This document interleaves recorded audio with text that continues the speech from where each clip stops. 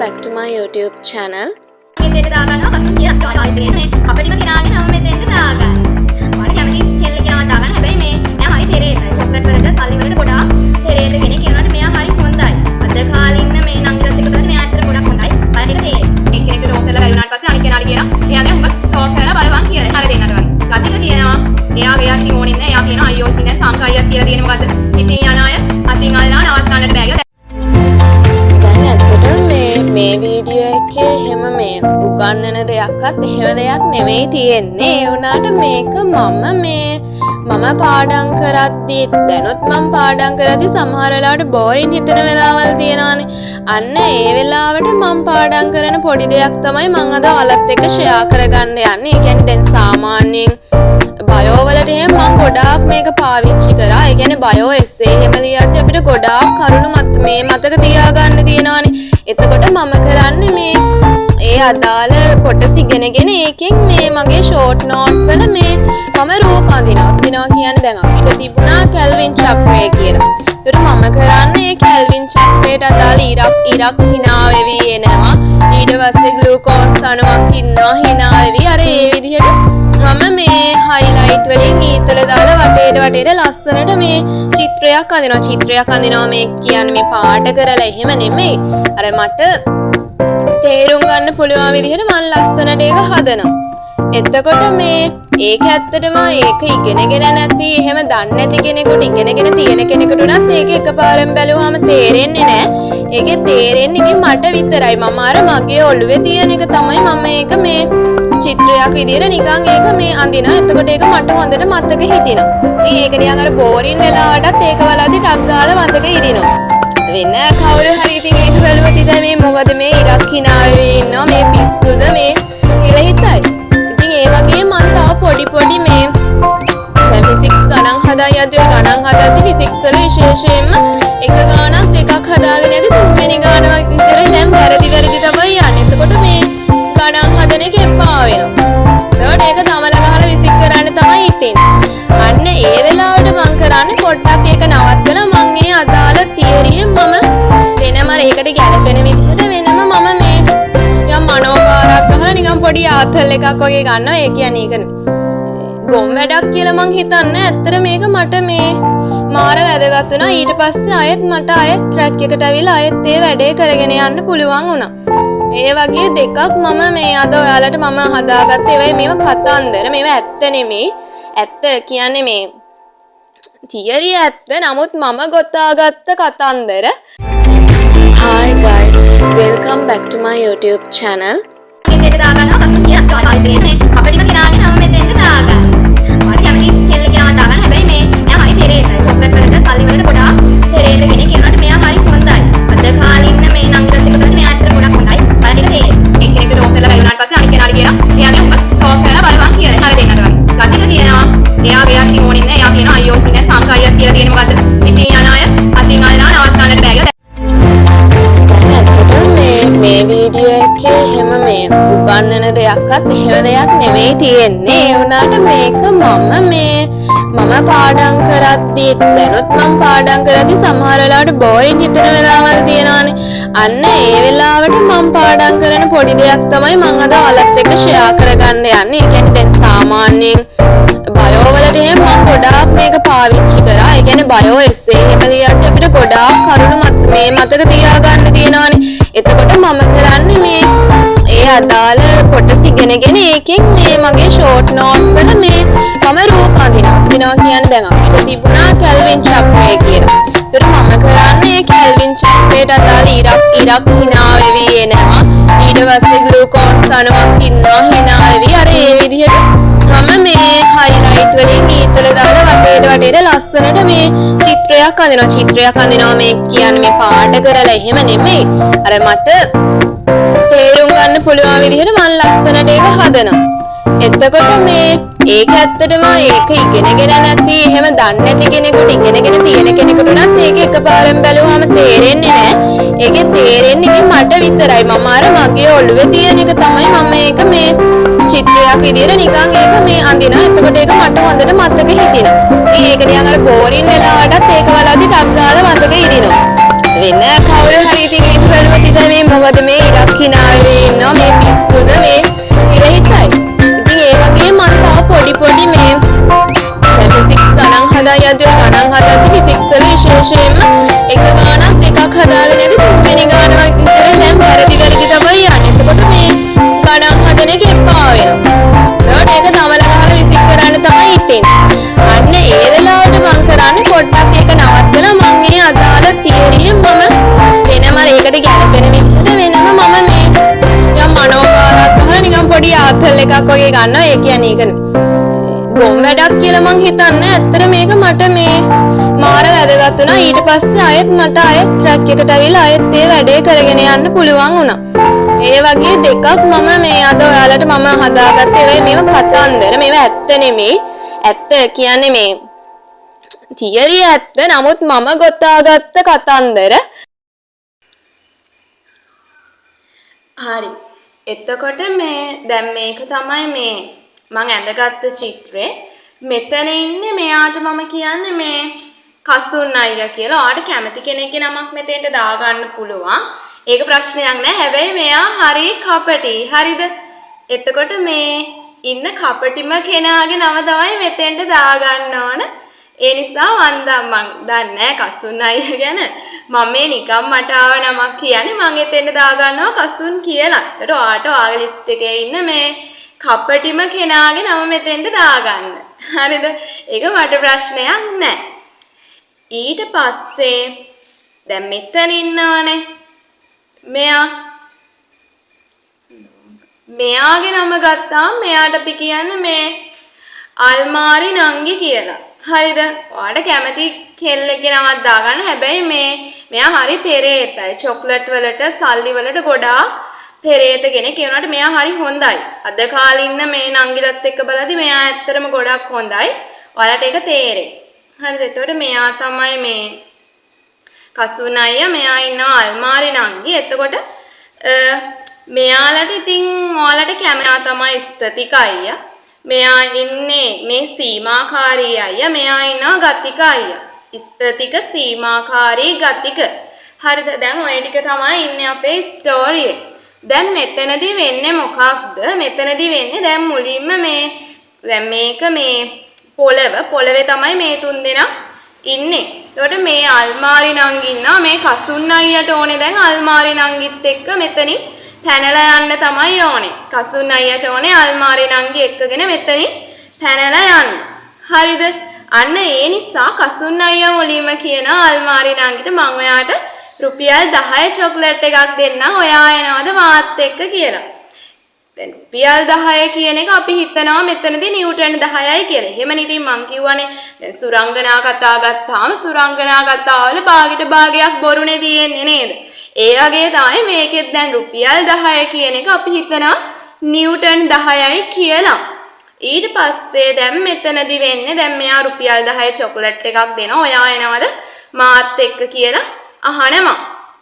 ඊට පස්සේ කියනවා ස්ථතික අයියත් එක්කනේ දැන් ඉන්නේ අල්මාරි නංගි ඉන්නේ ස්ථතික අයියත් එක්ක.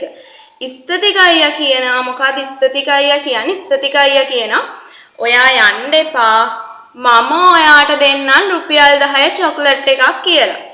එහෙම කියලා දැන් ඔන්න අල්මාරි නංගි එනවා. එහෙනම් දැන් ඔයා දෙනවානේ කියලා ඉන්නවා. ඊට පස්සේ දැන් කසුන් අයියා හරි කපටිනේ. ඒ වගේම කසුන් අයියා ගාව මේ ගොඩක් සල්ලිත් තියෙනවා. එයා කියනවා මම රුපියල් 20 චොක්ලට් එකක් දෙන්නම් කියලා. يعني නිව්ටන් 20ක් කියලා හිතන්නකෝ. ඊට පස්සේ එතකොටත් මේ ඉන්න ස්ථතික අයියා කියනවා රුපියල් 20ක්ද මමත් දෙන්නම් ඔයාට රුපියල් 20 චොක්ලට් එකක් කියලා. හරිද? ඊට පස්සේ මොකද කරන්නේ? දැන් අල්මාරි නගි කියනවා දැන් මේ අරයා කිව්වා රුපියල් 20ක් දෙනවා කියලා චොක්ලට් එකක් අරන් දෙනවා කියලා. ඒ නිසා මං එයත් එක්කම ඉන්නවා කියලා. ඊට පස්සේ කසුන් අයියා මොකද කරන්නේ? එයා හරි සල්ලිකාරයානේ.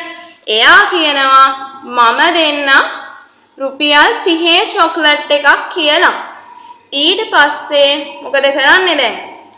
ඊට පස්සේ මෙයා කියනවා දැන් ස්ථතික අයියා ගාව ඇත්තටම එච්චරමයි සල්ලි තිබිලා තියෙන්නේ මේ රුපියල් 30ක් එයා ගාව නැහැ.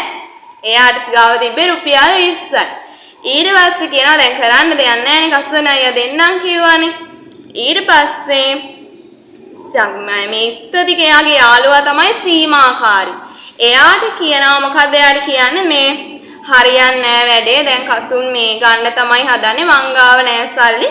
උඹ ගාව තියනවා නම් උඹ බලපං කියලා දැන් කියනවා. එහෙමනේ නේ. එක්කෙනෙක්ට ටෝක් කරලා බැරි වුණාට පස්සේ අනිත් කෙනාට කියනවා එහෙනම් දැන් උඹ ටෝක් කරලා බලපං කියලා. එහෙමනේ. ඉතින් මොකද දැන් වැඩ්ඩාගේ සීමාකාරී කියන අනියෝ උඹට කෙල්ලෙක්වත් ටෝක් කරගන්න බෑනේ බං. හිටපන්කෝ මම ගිහින් ටෝක් කරලා මේ ඔකිව තියාගන්නම් කියලා කියනවා. ඊට දැන් ඉතින් ඒ අතින් මේ අල්මාරි නම් හොඳයි නේ රුපියල් 20 චොක්ලට් එකකට යනවා කිව්වම ඉතින් අද කාලේ එහෙම යයිද? ඒ නිසා ඔයාලත් අල්මාරි නංගි වගේ කෙනෙක් හොයාගන්න ඕනේ. දැන් ඔයාලට ඔයාලා කැමති ඔයාලගේ ලිස්ට් එකේ ඉන්න අය දාගෙන මේ කතන්දරේ හදාගන්න පුළුවන්. ඊට පස්සේ දැන් මෙතන ඉන්න සීමාකාරී හිතුවට ඉතින් සීමාකාරී ගාවත් ඇත්තටම නෑ. ඔහොම තමයි. ඉතින් මහ ලොකුවට කියෙව්වට උඩ දාගෙන හිටියට එයා ගාවක් නෑ. බලද්දි මේ ෆර්ස්ට් එක එලවලදී අයියෝ තියෙන්නේ රුපියල් මේ 20ක්මයි තියෙන්නේ. 30ක් නැහැ. දැන් මෙයා කිව්වේ 30 චොක්ලට් එකක් අරන් දෙන්න. එන්න කියලානේ මෙයාලා ගාව තියෙන්නේ 20යි. හරිද? 20යි තියෙන්නේ මේ 30ක් නැහැ. ඊට පස්සේ මොකද කරන්නේ? දැන් සීමාකාරී ඊට පස්සේ කියනවා කාඩ් දෙයාගේ අනිත් යාළුවා ගතිකෙට කියනවා ස්තුතිකටත් බැරි වුණා මටත් බැරි වුණා දැන් උඹවත් බලපන් මේ අපි ගාව සල්ලි නැහැ කියලා කියනවා. ඊට පස්සේ ගතික ඉතින් හරි හොඳයි. එයාට ඔය කෙල්ලෝ එහෙම මේ අවශ්‍යතාවය නැහැ. එයා හරි ආතල් එකේ ඉන්නේ. ඉතින් එයාලට ඔය මේ කෙල්ල පිස්සුව නැහැ අර දෙන්නට වගේ. ගතික කියනවා එයාට ඉතින් ඕනෙත් නැහැ. එයා කියනවා අයියෝ ඉතින් දැන් සංකයියත් කියලා තියෙන්නේ මොකද්ද? හිතින් යන අය අතින් අල්ලා නවත්තන්නට බෑ කියලා. දැන් කොහොමත් අපි ඔය කසුන්ට දෙමු. ඉතින් අර දෙන්නටත් බැරි වුණානේ. මට කොහොමත් බෑ කියලා. එයා ඉතින් ඔන්න ඔහෙ යන්න දෙනවා. ඉතින් දැන් මෙයා කසුන් කිව්වේ රුපියල් 30 චොක්ලට් එකෙන් දෙනවා කියලානේ. මෙයාලා ගාව තිබ්බේ රුපියල් 20යි. එතකොට සීමාකාරී ඝර්ෂණය එතකොට මෙතන හැටියනම් කීයද? සීමාකාරියෙන් 20නේ මෙයාලා ගාව උඩරිමේ තිබ්බේ 20යි. අරයා මේ 21 චොක්ලට් එකක් දුන්න ගම අල්මාරි නංගියත් එක්ක පැනලා යනවා. දැන් ඕක තමයි ඇත්තටම ස්ටෝරි. එතකොට සීමාකාරී ඝර්ෂණය මෙතන හැටියට උනේ 20යි නිව්ටන් 20යි නිව්ටන් 20ට වඩා වැඩි වුණ ගම නිව්ටන් 21 වුණ ගමන් මෙතන මොකද වෙන්නේ? මෙයා යනවා. එතකොට ඒ අවස්ථාවේදී ක්‍රියාත්මක වෙන්නේ මේ ගතික ඝර්ෂණය. ගතිකයි යත් ඉතින් ඉන්න වෙනට කරන්න දෙයක් නැහැ. මේ කසුන් අරගෙන යනවා. ඕක තමයි ඊළඟට මම මේ ඔය තාපදායක ප්‍රතික්‍රියා තාප අවශෝෂක ප්‍රතික්‍රියා තියෙනවානේ. අන්න ඔය ප්‍රතික්‍රියා මේ තියෙද්දි මේ ඒ වගේ ප්‍රතික්‍රියකයේ ශක්තිය වැඩි මොකේද ඵලයේ ශක්තිය වැඩි මොකේද කියන එක ඇත්තටම මට ටිකක් පැටලෙනවා. අන්නේ පැටලෙන වෙලාවට තමයි මම මේක පාවිච්චි කරේ. දැන් මෙතන ඉන්නේ ඇත්තටම අවුරුදු 27ක අම්මා කෙනෙක් ඉන්නවා. අවුරුදු 30 තාත්තෙක් ඉන්නවා. දැන් මම මුලින්ම මේ කියන්නේ තාපදායක ප්‍රතික්‍රියාවක් ගැන. තාපදායක ප්‍රතික්‍රියාව. තාපදායක ප්‍රතික්‍රියාවට මෙතන මම දැන් මේ කතාවට සම්බන්ධ වෙන්නේ අවුරුදු 27 අම්මා ඉන්නවා. අවුරුදු 30 තාත්තා ඉන්නවා. ඒ දෙන්න එකතු වෙලා කරනවා තාපදායක ප්‍රතික්‍රියාවක්. ඉතින් කෙමිස්ට්‍රි වල හැටියට ඉතින් රසායනික අණුනේ එහෙම මේ වැඩ කරන්නේ. දැන් මෙතනදී මම කියවනේ කතන්දරයක් කියලා. කතන්දරේ හැටියට නැති ඉතින් දෙන්නෙක් එකතු වෙලා මෙහෙම තාපදායක ප්‍රතික්‍රියාවක් කරන්න බැහැනේ. නමුත් මෙතන හැටියට අවුරුදු 27 අම්මා ඉන්නවා. අවුරුදු 30 තාත්තා ඉන්නවා. මේ දෙන්න එකතු වෙලා කරනවා තාපදායක ප්‍රතික්‍රියාවක්. එතකොට මේ අම්මයි තාත්තයි තමයි මෙතන ප්‍රතික්‍රියාවට සහභාගී වුණ දෙන්න. ඒ දෙන්න තමයි ප්‍රතික්‍රියක. ඊට පස්සේ කවුද ඉන්නේ? ඊට පස්සේ මෙතන ඉන්නවා ඒ දෙන්න තාපදායක ප්‍රතික්‍රියාව කරලා ඒකේ ප්‍රතිඵලයේ විදිහට හැදෙනවා චූටි බබෙක්. ඉතින් දැන් අහන්න එපා කොහොමද එහෙම මේ බබෙක් හැදෙන්නේ තාපදායක ප්‍රතික්‍රියාව කරලා කියලා. මේක කතන්දරයක්නේ.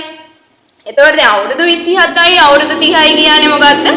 හොඳට දෙන්නටම ශක්තිය තියෙනවා. ඒ ශක්තිය තියෙන නිසා එයාලට පුළුවන් මේ බබාට ශක්තිය දෙන්න. අම්මගේ තාත්තගේ ශක්තිය හම්බෙන්නේ. එතකොට ගොඩාක් මෙයාලා හොඳ නිරෝගී මේ වයසේ හැටියට. එතකොට අපි මේ කියනවා මෙයාලට ශක්තිය තියෙනවා. එතකොට ප්‍රතික්‍රියකයේ ශක්තිය වැඩි ඵලයට වඩා. ඒ නිසා ප්‍රතික්‍රියකයට පුළුවන් මේ ප්‍රතික්‍රියකයේ විසින් අර ශක්තිය පිට කරනවා. එතකොට මේ ප්‍රතික්‍රියකයේ විසින් ශක්තිය පිට කරනවා කියන්නේ මේ තාපදායක ප්‍රතික්‍රියාවක් වෙද්දී ප්‍රතික්‍රියකවල ශක්තිය වැඩි ඵලයට වඩා. ඒ නිසා එයාලට පුළුවන් අරකට මේ ඵලයට ශක්තිය දෙන්න. එයා ශක්තිය පිට කරනවා.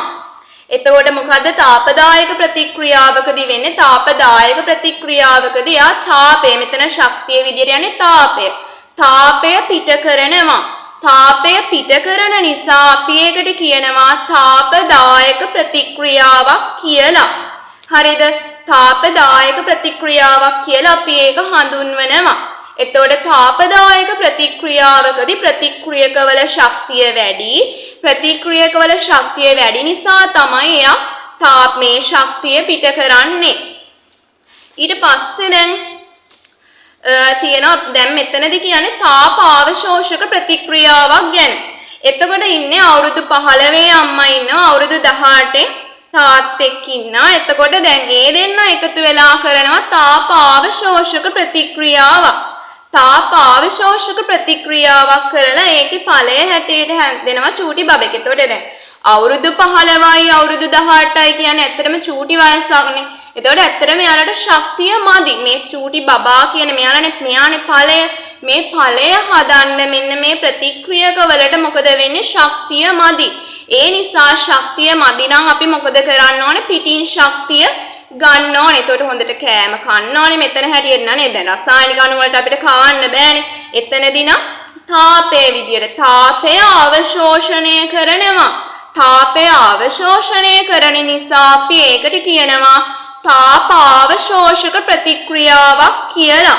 එතකොට ඇයි යා තාපය අවශෝෂණය කරන්නේ? යාලට මේ ඵලය හදන්න ශක්තිය මදි නිසා. නෝක තමයි ඒ ස්ටෝරිය. එතකොට දැන් මේ විදිහට කිව්වහම මේක හොඳට මතක හිටිනේ. ඉතින් එතකොට ඔයාලට කැමති නමක් දාගෙන මේක ඔයාලගේ විදිහට ලස්සනට හදාගන්න. එතකොට මං ඔය විදිහට තමයි මේ මගේ පොත් ටික අරගෙන ගියේ. ඒ කියන්නේ මම මේක මගේ ආසාවට මං කරපු දෙයක්. ඇත්තටම මේකෙන් ගොඩාක් ලොකු දැනුමක් මට ආවා. දැන් මේකේ මම O level පසුගිය විභාග 2008 ඉඳන් 2020 දක්වා තියෙනවා. රසායනික විද්‍යා ප්‍රශ්න සියල්ලම කියලා පොතක් තියෙනවා. ඊට පස්සේ අය තියෙනවා O level පසුගිය විභාග 2008 ඉඳන් 2020 වෙනකම් භෞතික විද්‍යා ප්‍රශ්න සියල්ලම කියලා තව පොතක් තියෙනවා. ඊට පස්සේ අය තියෙනවා O level භෞතික විද්‍යාව හා රසායනික විද්‍යාව 2008 ඉඳන් 2020 වෙනකම් MCQ ප්‍රශ්න. ඒකේ තියෙන එතකොට MCQ ප්‍රශ්න ටික මම අර පේපර් එකේ අරගෙන ඒකේ MCQ ප්‍රශ්න ටික වෙනම තෝරගෙන තමයි ඔතෙන්ට අරගෙන තියෙන්නේ. ඊට පස්සේ තියෙනවා භෞතික විද්‍යාව හා රසායනික විද්‍යාව ඒ කොටස්. ඒ කොටස් කියන්නේ අපිට අනිවාර්යෙන් ප්‍රශ්න ලියන්න වෙන කොටස් තියෙන්නේ. ඒ ටික. එතකොට පසුගිය විභාග මේ රසායනික විද්‍යා ප්‍රශ්න සියල්ලම භෞතික විද්‍යා ප්‍රශ්න සියල්ලම කියලා තියෙනවානේ. අන්න ඒකේ මම MCQ දැන් 2008 නම් 2008 A level paper එකේ මේ ෆිසික්ස් MCQ ටික ඒ කොටස් ටික රචනා කොටස් ටික ඔය ඔක්කොම තියෙනවා. කෙමිස්ට්‍රි නම් ඒකෙත් MCQ ටික රචනා කොටස් ටික ඒ කොටස් ටික ඔය ඔක්කොම තියෙනවා. 2008 ඉඳන් 2020 වෙනකම්ම මම ඕක කරලා තියෙනවා. කියන්නේ මට ඒ කාලේ ගොඩාක් මේ වෙලා තිබුණා කියන්නේ අපේ එක්සෑම් එක කොරෝනා නිසා ගොඩක් කල් ගියානේ. ඒතකොට කල් ගිය එකත් එක්ක අපේ මේ දෙසැම්බර් වල තියන්න තිබ්බ එක අපේ තිබ්බේ මැයි මාසේ. ඊළඟ අවුරුද්දේ මැයි මාසේ. එතකොට මම කොහොමද මුලින් ඉඳන් වැඩ කරන් ගියපු කෙනෙක් නිසා මට මේ කාලේ ඉතුරුණා. ඒ ඉතුරුන නිසා මම මේ විදිහට මේ පොත් ටිකක් හැදුවා. ඉතින් මේක මේ කවුරුත් කියලා නෙමෙයි මටම හිතිලා මං හදපු එකක්. එතකොට මේ වගේ මම වෙනම මේ නිල් පෑනෙන් ලියලා තියෙනවා ප්‍රශ්නේ ලියලා තියෙනවා. ප්‍රශ්නෙත් එක්ක මං ලියන් ගියේ. ඇත්තටම ඉතින් ඒක මම කරේ ඒ කාලේ මට කරන්න වෙන වැඩක් තිබ්බේ නැති නිසා. ඒ කාලේ එහෙම මට ෆෝන් එකක් කියලා එකක් තිබ්බෙත් නැහනේ. මං ඒ ලෙවල් වලට තමයි ෆෝන් එකක් පාවිච්චි කරේ. ඒ නිසා ඉතින් මට ෆෝන් බලන්නත් නැහැ මොකුත් නැහැ. කරන්න වැඩක් තිබ්බේ නැති නිසා මං ඉතින් මේක කරා. හරිද? ඒ නිසා ඉතින් නැත්නම් ඉතින් දැන් ප්‍රශ්නෙත් ලියලා පොතේ තියෙනවනේ පේපර් පොතේ තියෙනවනේ ප්‍රශ්නේ. තියෙන ප්‍රශ්නේ මොකටද අය ලියන්නේ නේද? එම කරන්න අවශ්‍යතාවයක් නැහැ. ඉතින් මේ තව වැඩ කරන්න තියෙනවනම් දැන් මට එහෙම තිබ්බේ නැති නිසා ඉතින් මම මේ කරන්න නම් තිබුණා මට ඉංග්‍රීසි වලට මට එච්චර මේ ඉංග්‍රීසි වලට එච්චර ලොකු ආසාවක් මට තිබ්බේ නැහැ. ඒ නිසා මම ඒක චුට්ටක් මගේ ඇරියා. ඉතින් මං ආස සයන්ස් වලට නිසා මං ඒකෙන් මේ අර ඉතුරුන කාලෙන් ඔන්න ඔය විදියට ප්‍රශ්නේ ලියලා නිල් පෑනේ උත්තරේ කළු පෑනේ ලියලා තව රූප සටහනොත් ඇඳලා මට හොඳට කාලේ තිබ්බා. ඉතින් බලන්නකො මං ඒකේ තියෙන ප්‍රස්තාර තියෙනවා නම් ඒකත් ඇඳලා රූප සටහනොත් ඇඳලා ප්‍රශ්න අංකෙත් දාලා B කොටස තියෙනවා නම් B කොටස කියලා දාලා රෝමි ලක්කන් තියෙනවා නම් රෝමි ලක්කනොත් දාලා ඉතින් මටම වෙලාවකට දැන් බලද්දී හිතෙනවා මමද මේ කියලා ප්‍රශ්නෙට ලියලා උත්තරේ යටින් ඉරිත් ගහලා තියෙනවා ගණන් හදලා තියෙන ඒ වගේ. ඉතින් ඒ කාලේ ඉතින් කරපු දේවල්. ඉතින් ඒක ඉතින් අදටත් ලස්සන මතකයක් විදියට තියෙනවා. ඉතින් අපතේ ගිහින් නැහැනේ. නිකන් ඉන්න වෙලාවට වෙන කෙනෙක් නම් කරයිද නේද? ඒ නිසා අය මේ නෝට්බුක් කියන්නේ ඇත්තටම ෂෝට් නෝට් නම් හැදුවේ නැහැ. ෂෝට් නෝට් හැදුවේ නැහැ. මං O level කාලේ ෂෝට් නෝට් හැදුවේ නැහැ. එතකොට මේ මම ඔය රසායනික විද්‍යාව, භෞතික විද්‍යාව ආශ්‍රිත ගණිතමය ගැටලු ගැන ඔය ප්‍රශ්නවල තිබ්බේම තමයි මේවා මේ ටර්ම් ටෙස්ට් වල තිබ්බේවා. එතකොට පෙළ පොතේ තිබ්බ අභ්‍යාසවල ඒවා.